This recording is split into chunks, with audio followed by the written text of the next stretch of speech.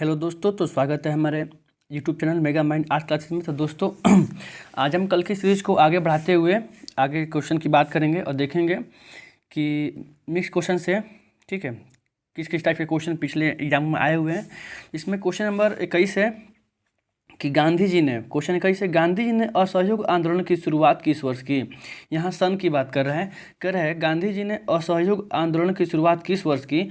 तो हम आपको पढ़ाए हुए थे कि गांधी जी ने असहयोग आंदोलन क्यों शुरू किया हुआ था। तो गांधी जी ने असहयोग आंदोलन जालियांवाला बाग हत्याकांड, ठीक है, रॉलेट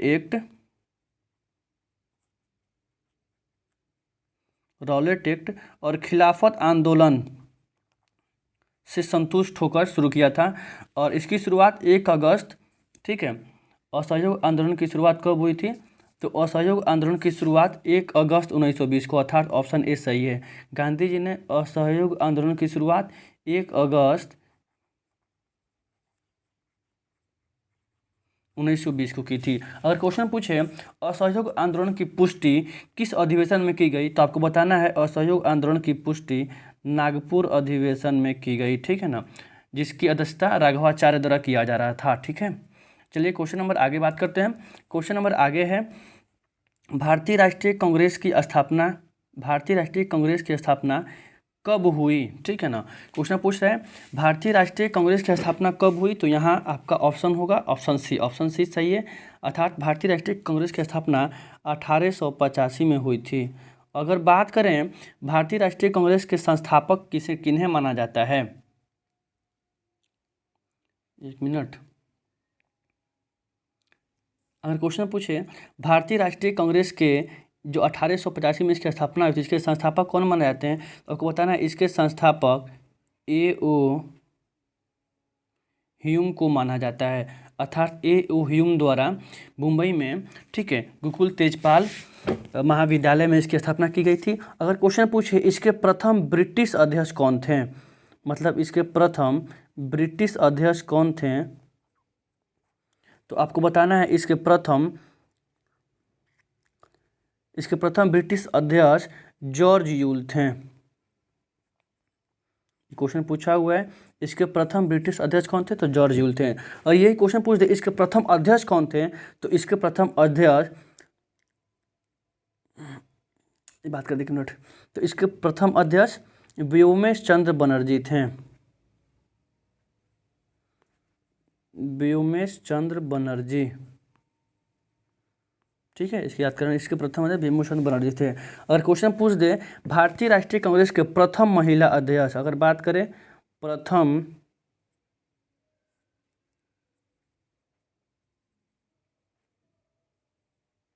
अध्यक्ष की बात करें, आपको यहाँ देना है एनी बेसेंट। अर्थात भारतीय राष्ट्रीय कांग्रेस की प्रथम महिला अध्यक्ष एनी बेसेंट थी, ठीक है, एनी बेसेंट। अगर यहीं बोल दे इसकी प्रथम भारतीय महिला अध्यक्ष,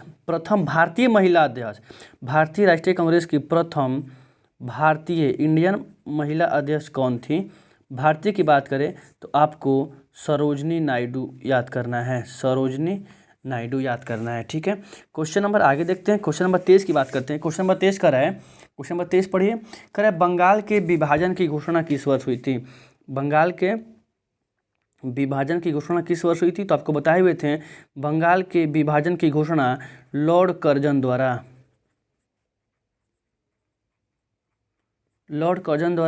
1905 में किया गया था, ठीक है। और इस बंगाल विभाजन की घोषणा को 1911 में रद्द कर दिया गया था। किसके द्वारा, तो लॉर्ड हार्डिंग के द्वारा, ठीक है ना, ये बात याद करना है। अर्थात क्वेश्चन नंबर 23 का आंसर 1905 होगा। 1905 में बंगाल विभाजन की घोषणा की गई थी। क्वेश्चन नंबर 24 देखते हैं।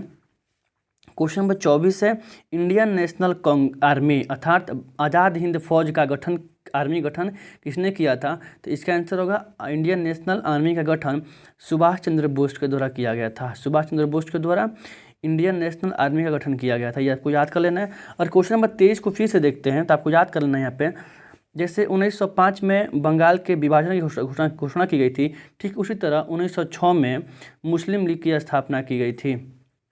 आगा खां सलीम उल्लाह खां के द्वारा मुस्लिम लीग की स्थापना 1906 में की गई थी। 1911 की बात करें तो 1911 में भारत की राजधानी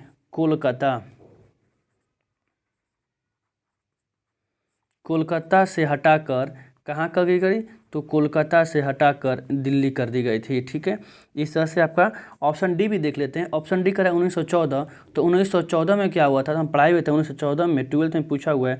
प्रथम विश्व युद्ध की शुरुआत हुई थी 1914 से 18 तक यह युद्ध चला था।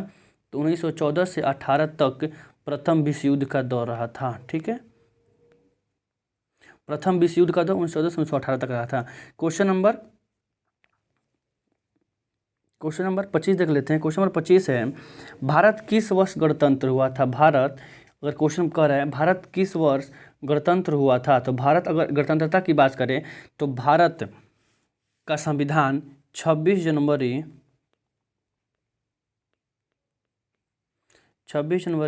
1950 को लागू किया गया था। इसलिए प्रत्येक वर्ष 26 जनवरी को गणतंत्र दिवस के रूप में मनाया जाता है और 1950 को भारत गणतंत्र बना था। अगर 1947 ऑप्शन ए की बात करें, एक तरह से देखा मतलब क्वेश्चन नंबर 25 का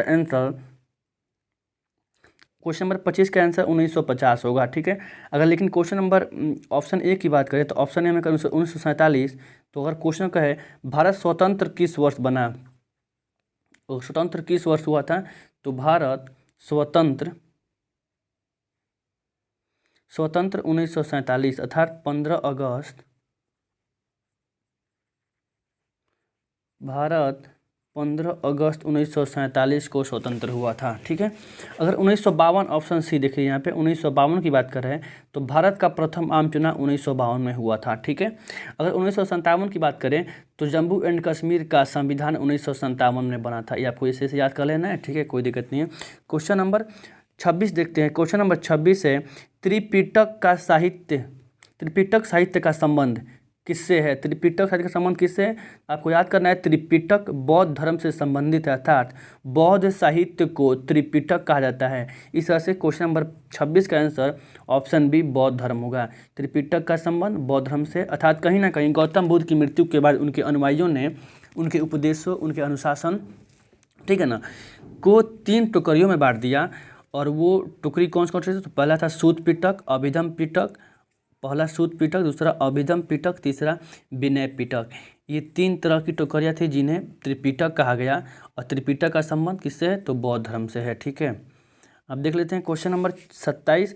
क्वेश्चन नंबर 27 है, कनिष्क का राज्यारोहण कब किया गया। कनिष्क का राज्यारोहण कब किया, तो ये आपको याद कर लेना है। यहाँ से एक और क्वेश्चन पूछता है, किसके शासनकाल में चतुर्थ बौद्ध संगति हुई थी। चतुर्थ बौद्ध संगति किसके शासनकाल में हुआ था, तो वो था कनिष्क के शासनकाल में चतुर्थ बौद्ध संगति हुई थी। तो इस तरह से इसका आंसर 78 ईस्वी पूर्व होगा। 78 ईस्वी पूर्व में कनिष्क का राज्यारोहण किया गया था। ठीक है, लेकिन ये क्वेश्चन ये भी पूछ ले कि ये जो चतुर्थ बौद्ध संगति आपको बताए हुए, इस चतुर्थ बौद्ध संगति का आयोजन कहाँ किया गया था, तो चतुर्थ बौद्ध संगति का आयोजन जम्मू एंड कश्मीर में किया गया था। ठीक है, आगे देख लेते हैं क्वेश्चन नंबर 28 है, महाभारत का युद्ध कितने दिनों तक लड़ा गया था। ठीक है, कितने दिनों तक चला था।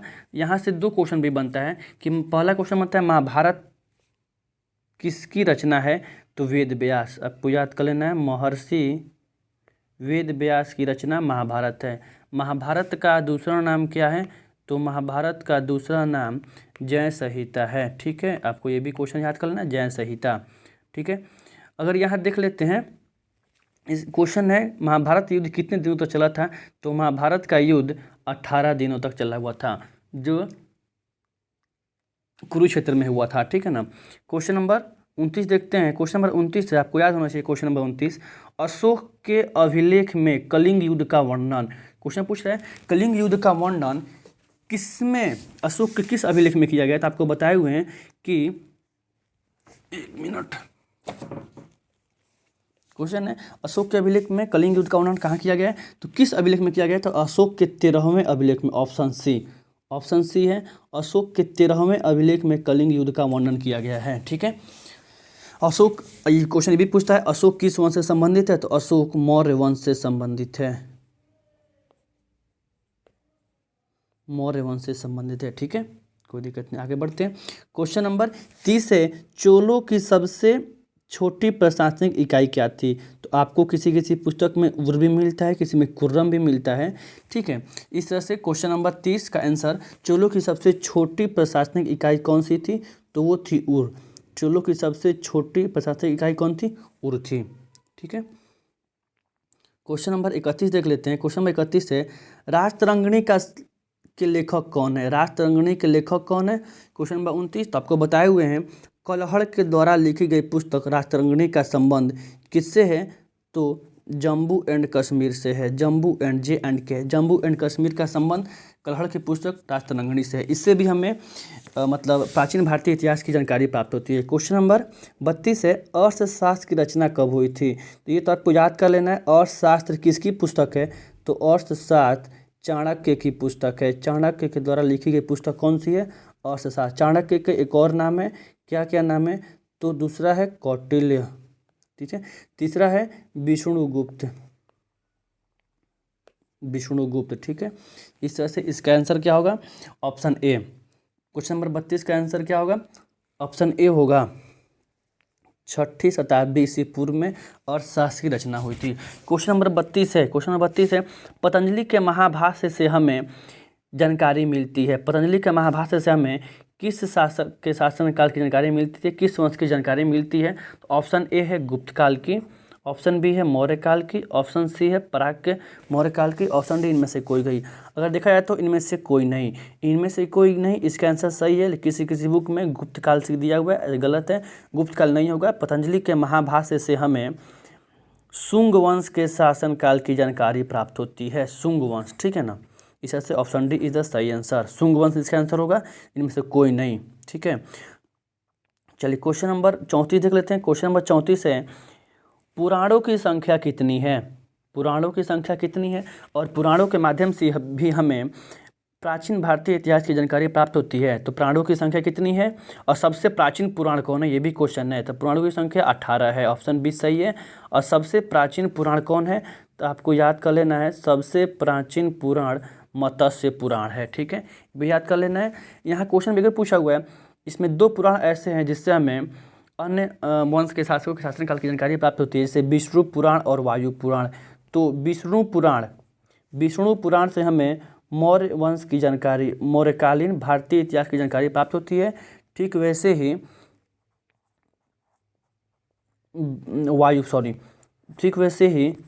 वायु पुराण से हमें गुप्तकालीन प्राचीन भारतीय इतिहास की जानकारी प्राप्त होती है, ठीक है। ये आपको याद कर लेना है। विष्णु पुराण से मौर्यकालीन और वायु पुराण से हमें गुप्तकालीन प्राचीन भारतीय इतिहास की जानकारी प्राप्त होती है, ठीक है। यह क्वेश्चन पूछा हुआ है, क्वेश्चन नंबर 35, मौर्यकालीन टकसाल का प्रधान कौन होता था? मौर्यकालीन टकसाल का प्रधान आपको ऑप्शन किसी किसी बुक में ऑप्शन सी भी दिया हुआ है, ऑप्शन डी भी दिया हुआ है, लेकिन आपका एनसीईआरटी ऑप्शन डी मानता है। तो इस तरह से इसका आंसर ऑप्शन डी होगा। मौर्यकालीन टकसाल का प्रधान लक्षणा अध्यक्ष होता था, ठीक है। क्वेश्चन नंबर 36 देखते हैं। क्वेश्चन नंबर 36 में है, अलबरूनी भारत किसके शासनकाल में आया था? अलबरूनी भारत तो आपको पढ़ाए हुए हैं, महमूद गजनवी के साथ भारत आया और अपनी यात्रा वृत्तांत के द्वारा अलबरूनी ने अब एक पुस्तक लिखी। उस पुस्तक का नाम है किताब उल हिंद। किताब उल हिंद क्वेश्चन पूछा हुआ है, किताब उल हिंद किसकी रचना है? तो किताब उल हिंद किसकी रचना है? अलबरूनी की रचना है, अर्थात तहकीक ए हिंद भी अलबरूनी की रचना है। क्वेश्चन नंबर 37 पूछा हुआ है, दिल्ली सल्तनत की प्रथम और अंतिम, और क्वेश्चन पूछेगा दिल्ली सल्तनत की प्रथम महिला शासक कौन थी? तो भी होगा ऑप्शन सी रजिया सुल्तान। अगर दिल्ली सल्तनत की अंतिम महिला शासक कौन थी? तो भी होगा रजिया सुल्तान। अगर दिल्ली सल्तनत के वास्तविक संस्थापक की बात करें तो दिल्ली सल्तनत का वास्तविक संस्थापक इल्तुतमिश होगा। इल्तुतमिश, ठीक है, याद कर लेना है। दिल्ली सल्तनत का वास्तविक संस्थापक कौन था? तो इल्तुतमिश, ठीक है। क्वेश्चन नंबर 38 देख लेते हैं। क्वेश्चन नंबर 38 है, निम्नलिखित इतिहासकारों में कौन अकबर का समकालीन था? अकबर का समकालीन कौन था? तो मोहम्मद खान। मोहम्मद खान को अकबर का समकालीन माना जाता है, ठीक है। क्वेश्चन नंबर 39 देखते हैं। क्वेश्चन नंबर 39 में दिन ए इलाही किससे संबंधित है? दिन ए इलाही किससे संबंधित है? आपको याद करना है, दिन ए इलाही अकबर के द्वारा सभी धर्मों को सभी धर्मों मतलब सभी धर्मों को देखते हुए इन्होंने देखा कि ऐसा कोई धर्म नहीं है जो संपूर्ण जानकारी दे रहा है, इसीलिए अकबर के द्वारा 1582 में एक खुद का धर्म चलाया गया जिसे दीन ए इलाही कहा जाता है। और दीन ए इलाही धर्म को स्वीकार करने वाला प्रथम हिंदू कौन था? तो वो बीरबल था। ठीक है ना, बीरबल। ठीक है, बीरबल था। चलिए आगे देखते हैं। तो इसका आंसर होगा ऑप्शन सी, दीन ए इलाही का संबंध अकबर से है। ठीक है, क्वेश्चन नंबर 40 है। क्वेश्चन नंबर 40 देख लेते हैं। क्वेश्चन नंबर 40 है कि कुतुब मीनार का निर्माण किसने शुरू किया? अगर शुरू करना की बात कहें तो होगा कुतुबुद्दीन ऐबक। कुतुबुद्दीन ऐबक, ठीक है, जिसको लाख ए बख्श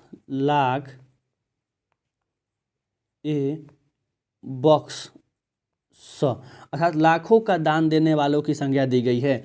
तो कुतुब मीनार का निर्माण शुरू किया तो कुतुबुद्दीन ऐबक ने। कुतुबुद्दीन ऐबक के द्वारा कुतुब मीनार का निर्माण शुरू किया गया था, लेकिन कुतुबुद्दीन ऐबक के मरने के साथ ही उसका काम रुक गया और इल्तुतमिश, जो दिल्ली सल्तनत का वास्तविक संस्थापक है, इस इल्तुतमिश के द्वारा कुतुब मीनार का निर्माण पूरा किया गया। अगर पूरा की बात करें तो पूरा इल्तुतमिश होगा, अगर शुरू की बात करें तो कुतुबुद्दीन ऐबक। अल्लाह के बख्श की उपाधि किसने लिया था? तो कुतुबुद्दीन ऐबक ने लिया था। ठीक है, आगे बात करते हैं। क्वेश्चन है लोदी वंश का अंतिम शासक। जब अंतिम होगा तो प्रथम भी होगा, लेकिन यहाँ पहले अंतिम पूछ रहा है, तो लोदी वंश का अंतिम शासक इब्राहिम लोदी होगा। ठीक है, कोई आंसर नहीं, अच्छी बात है। अगर प्रथम शासक पूछे लोदी वंश का प्रथम शासक कौन था, तो वो था बहलोल लोदी। लोदी वंश का अंतिम शासक बहलोल लोदी था। ठीक है, क्वेश्चन नंबर 42 है किस प्रशासकीय सुधार के लिए शेरशाह आमतौर पर जाना जाता है? तो शेरशाह सूरी, जिन्होंने ग्रैंड ट्रंक रोड, ये आपको याद कर लेना है, ग्रैंड ट्रंक रोड बनवाया था, शेरशाह सूरी ने बनवाया था।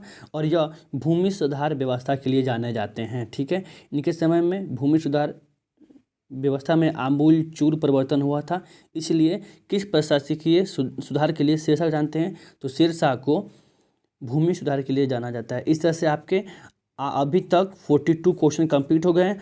अगर आपसे इस सेशन से कोई भी क्वेश्चन जो आपको समझ में नहीं आ रहा है, तो आप पर्सनल नंबर, व्हाट्सएप नंबर भी कर सकते हैं 9939318728, या आप इस कमेंट बॉक्स में भी, ठीक है, कमेंट करके अपनी क्वेश्चन को पूछ सकते हैं। जय हिंद, जय भारत।